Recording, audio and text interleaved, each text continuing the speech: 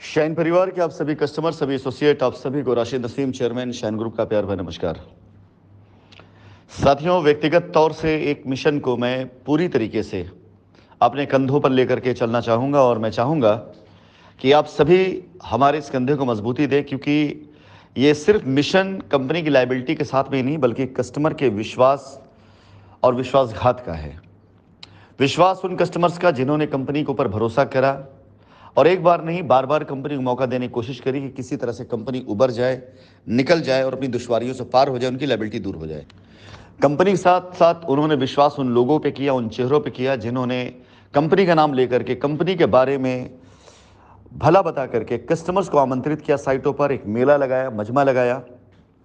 और कस्टमर्स को लायबिलिटी उतारने के नाम पर उनको बाकायदा रजिस्ट्री करा करके उन्हें यह आश्वासन दिया कि आपकी लायबिलिटी अब खत्म हो रही है। और विश्वास कंपनी का, जहां कंपनी ने समझा कि कस्टमर और एसोसिएट ये दोनों मिल करके आपस में कंपनी के ऊपर जो लायबिलिटीज़ हैं उसको ख़त्म करने का प्रयत्न कर रहे हैं, लेकिन विश्वासघात इस बात पर हुआ कि ऐसा नहीं कहा जा सकता कि सभी ने विश्वासघात किया और सारे लोगों ने किया। मैं इसके बारे में कुछ बताने से पहले आपको कुछ बातें आपको बताऊंगा जो आजकल मार्केट में बड़ी तेज़ी से र्यूमर के तौर पे फैल रही हैं। कुछ ऐसे चिरपरिचित चेहरे जो कभी कंपनी के गुण गाया करते थे, जो कभी कंपनी मैनेजमेंट को लेकर के कस्में खाया करते थे, और ये कभी तब तक था जब तक कंपनी से उन्हें रेवेन्यू मिलता रहा है, चाहे डेवलपमेंट चार्ज के नाम पर मिलता रहा हो, चाहे वो पैसे उनको बाउंड्री कराने के नाम पे मिलता रहा हो, चाहे उनकी खुद की गई वो सारी गलतियां जो उजागर होती सामने आती और कंपनी अगर उनका सहयोग कर देती तो उनका नाम बाहर ना आने पाता।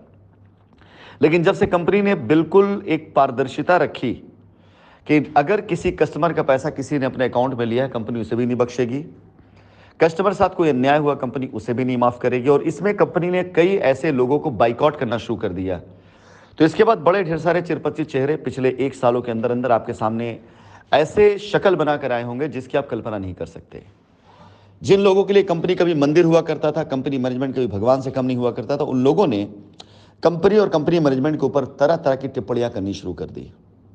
और अपनी गलतियों से पर्दा डालने के लिए कस्टमर्स का दिमाग दूसरी तरफ ले जाना शुरू कर दिया। अच्छा, ये जब तक इससे पहले हुआ हमने अपनी तरफ से कोई रिएक्शन नहीं दिखाया, लेकिन अब कंपनी ये फैसला करके चल रही है कि हम दूसरों का मुंह देखने चलेंगे तो कंपनी बदनाम होगी और कस्टमर के साथ अन्याय होगा। अब ऐसी किसी भी चीज़ को ना तो छिपाया जाएगा, चाहे उसमें कंपनी की गलती क्यों ना हो, और ना वैसी किसी चीज़ को इग्नोर किया जाएगा, चाहे उसमें कंपनी का नाम चाहे कितनी बार क्यों ना उछले। ऐसे बहुत से लोग जो आज कस्टमर के साथ अन्याय करके बैठे हुए हैं और खुद पर जब उंगली उठने लग जाए तो वो कंपनी की तरफ उंगली तान देते हैं। उनमें से ज़्यादातर लोग वो हैं जिन्होंने कंपनी की साइटों पर तब काम किया जब कंपनी लायबिलिटी उतारने के नाम पर उनको ऑथराइज करके बैठी हुई थी कि वो लोग अपने अपने कस्टमर की लायबिलिटीज उतार लें। जब कस्टमर से पैसा वसूला जा रहा था, पैसा पानी की तरह बरस रहा था, तब कंपनी का नाम दिखाकर, कंपनी की ज़मीन दिखाकर, कंपनी के भाग जाने का डर दिखा करके कंपनी के पैसे जब लिए गए तब कंपनी बुरी नहीं थी। लेकिन आज जब कंपनी ने चारों तरफ से रास्ते बंद कर दिए तो ये शायद मेरे ख्याल से इनकी कमअक्ली है, या शायद हो सकता है इनकी छोटी सोच का नतीजा हो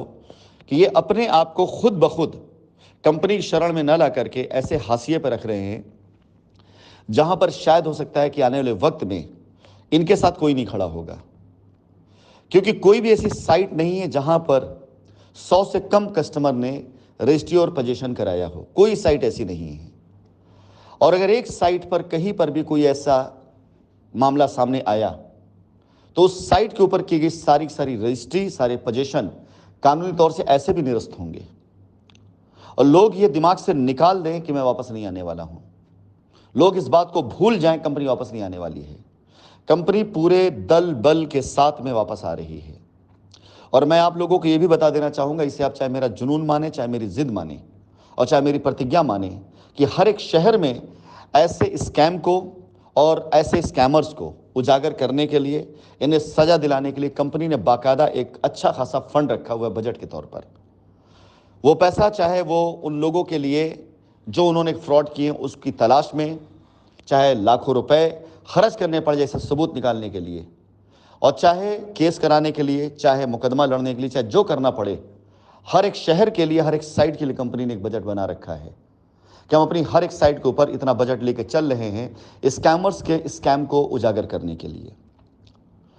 तो फिलहाल अगर एक एक साइट पर कम से कम 100 कस्टमर ने रजिस्ट्रियां कराई और कस्टमर की रजिस्ट्री निरस्त होती है, तो एक एक साइट मैनेजमेंट करने वाले लोगों के ऊपर तकरीबन 100 लोगों की एक साथ कंप्लेन FIR जाएंगी। और ये तभी जाएगी जब वो गलत करेंगे। ये किसी प्रकार से कोई भी अन्याय करने के लिए या किसी प्रकार से किसी के खिलाफ में कोई कदम उठाने के लिए उकसाया नहीं जा रहा, बल्कि इंसाफ और न्याय की बात की जा रही है। आप में से जितने लोगों ने, जिन लोगों ने जिन जिन साइटों पर कहीं पर भी काम किया है, आप सभी लोगों से विनम्रता पूर्वक निवेदन है कि आप अपने द्वारा कराई गई हर उस रजिस्ट्री का ब्यौरा, उसमें इस्तेमाल की जाने वाली लायबिलिटी के साथ साथ उसके अप्रूवल्स किससे हुए, आपके अप्रूवल्स के साथ साथ कितना आपने उसमें पैसा लिया, किस मद में लिया, किसके परमिशन से लिया और उस पैसे का क्या इस्तेमाल किया, ये सारी चीजें आपके द्वारा मेल के थ्रू कंपनी के पास आनी चाहिए। तैयारी करना शुरू कर लीजिए। अभी ये तकरीबन 199 नाम भेजा गया है। अभी इन्हीं नामों में बहुत ढेर सारे ऐसे असमंजस आ रहे हैं, जिसमें बहुत से लोग हैं ये कह रहे हैं कि हमने भी रजिस्ट्री कराई लेकिन हमारा नाम इसमें नहीं डाला गया है।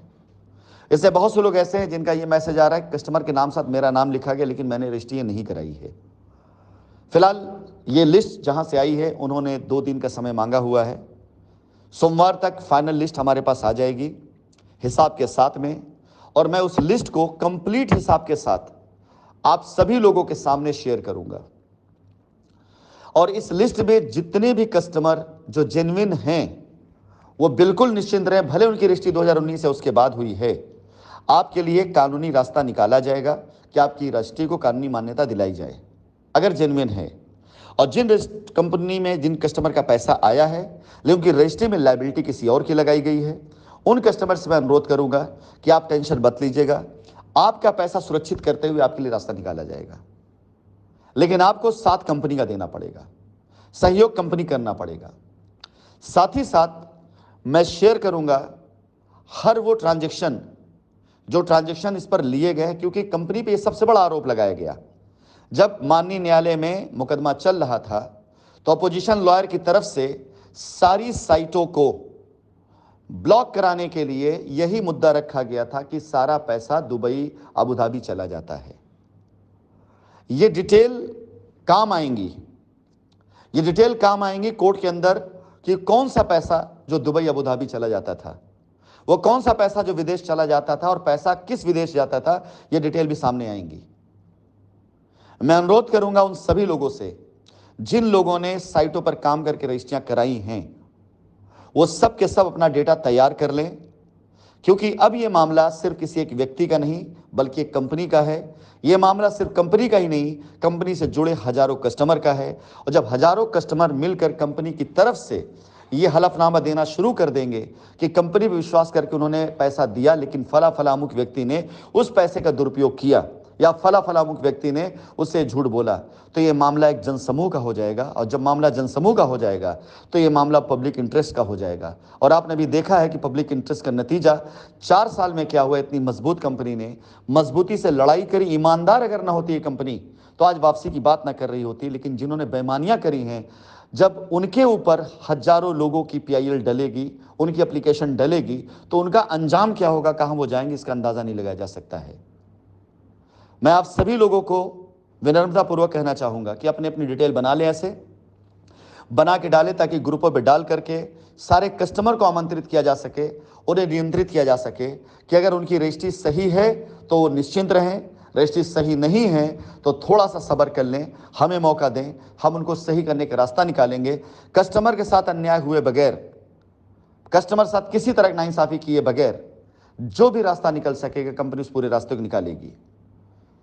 मैं निवेदन करूंगा जितनी भी साइटें हैं,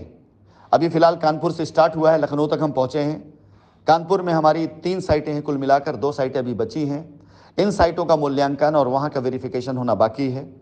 ऐसे ही लखनऊ के अंदर paradise garden, shine valley, nature valley, वैदिक विहार, सॉलिटेयर सिटी, जेवियर सिटी, ये सारी साइटें हैं जिनका इसी प्रकार से वेरिफिकेशन होना ज़रूरी है। और किया जाएगा। मैं सभी से अनुरोध करूंगा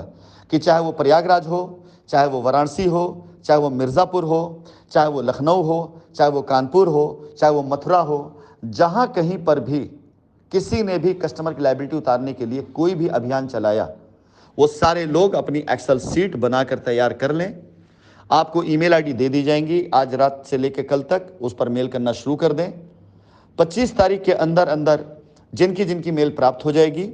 मैं वादा करता हूं कि जब तक उसके अंदर कोई कमी नहीं पाई जाएगी तब तक उस कमी को उजागर नहीं किया जाएगा। बिला वजह किसी का नाम नहीं उछाला जाएगा, बिला वजह किसी पर आरोप नहीं लगाया जाएगा, बिला वजह किसी को बदनाम नहीं किया जाएगा, बिला वजह किसी के पीछे नहीं पड़ा जाएगा। लेकिन यदि कमी हुई तो ये मान के चलिएगा कि उसके बारे में आपसे डिस्कस किया जाए, कमी कैसे दुरुस्त की जा सकती। अगर उसके बाद भी कमी दुरुस्त करने की आप कोशिश नहीं करेंगे तो एक्शन लिया जाएगा। लेकिन अगर आपकी तरफ से मेल नहीं आई और आपकी तरफ से कोई ऐसा रिवॉर्ड नहीं आया तो ये मान के चलिएगा कि फिर आप गलत हैं। फिर आपके हर एक कस्टमर तक पहुंचना, उनकी रजिस्ट्री इकट्ठा करना, उन्हें इकट्ठा करके आपके खिलाफ कानूनी तौर से कार्रवाई करवाना, यह कंपनी का परम कर्तव्य बन जाएगा।